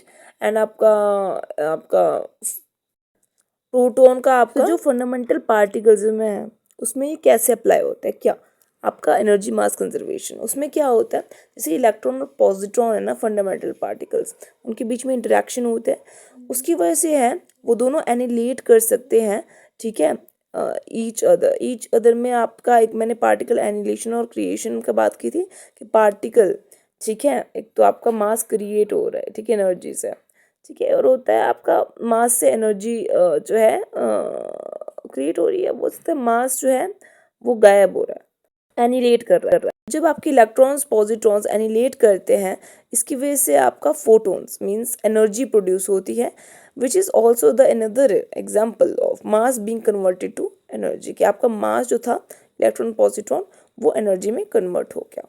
So this is called particle annihilation, right. Particle creation मतलब भी होता है, राइट। उसमें एनर्जी से मास जो है क्रिएट होता है, ये पार्टिकल क्रिएट हो रहा है, राइट। तो बेसिकली ये भी एक फंडामेंटल पार्टिकल्स में भी हम बोल सकते हैं, पार्टिकल एनिलेशन के लिए भी हम ये इस तरीके से अप्लाई होता है आपका मास एनर्जी कंजर्वेशन। एक न्यूक्लियर रिएक्शन में आपका फंडामेंटल पार्टिकल्स में ही अप्लाई होता है, ठीक है, पार्टिकल एनिलेशन में। एंड द थर्ड आपका एवरीडे केमिस्ट्री में जो होता है, जो केमिस्ट्री में केमिकल रिएक्शंस होते हैं, उसमें मास और एनर्जी कंजर्व ही रहती है। So that's how it applies, the core concept of it is applies, ठीक है। तीनों मास एनर्जी कंजर्वेशन भी अप्लाई हो गया इसमें, और साथ साथ में कि मास और एनर्जी इंटरचेंजेबल है ये भी अप्लाई हो गया, ठीक है, न्यूक्लियर बॉम्ब के केस में और फंडामेंटल पार्टिकल्स के केस में। और एवरीडे केमिस्ट्री में हमारा क्या अप्लाई हुआ, आपका conservation of mass and conservation of energy. दूसरे वाला होता है, you will going to comment in the comment section की आपका प्रोटॉन का एंटी पार्टिकल का नाम क्या है। इलेक्ट्रॉन का तो पॉजिट्रॉन है। So next is Michelson-Morley experiment. So what is this Michelson-Morley experiment? So Michelson-Morley experiment, an attempt to detect the velocity of Earth with respect to the hypothetical luminous ether, a medium in space proposed to carry light waves. First performed in Germany in 1880-81 by the physicist A.A. Michelson. The test was later refined in 1887. Here in this video lecture we are going to talk about Michelson-Morley experiment. ठीक है, इसका theoretical part थोड़ा सा explain करेंगे क्या होता है। तो basically Michelson and Morley sir ने क्या किया था कि हमारे पास जो यूनिवर्स में ईथर होते हैं उसको as a frame of reference लिया था, और हम क्या देख रहे थे, अर्थ के मोशन को समझ रहे थे, अर्थ एज एन ऑब्जेक्ट, ठीक है। अब एक तो फ्रेम ऑफ रेफरेंस होता है और एक ऑब्जेक्ट के मोशन को समझने के लिए हम फ्रेम ऑफ रेफरेंस को कंसीडर करते हैं। तो हमने मतलब माइकलसन एंड मॉर्ले सर ने ये कहा था कि ईथर 4D स्पेस में एग्जिस्ट करता है, ठीक है, जिसकी मदद से एक न्यू फ्रेम ऑफ रेफरेंस है जिसकी मदद से हम अर्थ के मोशन को with respect to this ether हम ऑब्जर्व कर सकते हैं। इसको हमने क्या एक्सपेरिमेंट को नाम दिया था, माइकलसन-मोर्ले एक्सपेरिमेंट, राइट। अब ये तो एक थ्योरी थी कि ईथर एक हम फ्रेम ऑफ रेफरेंस ले सकते हैं जिसकी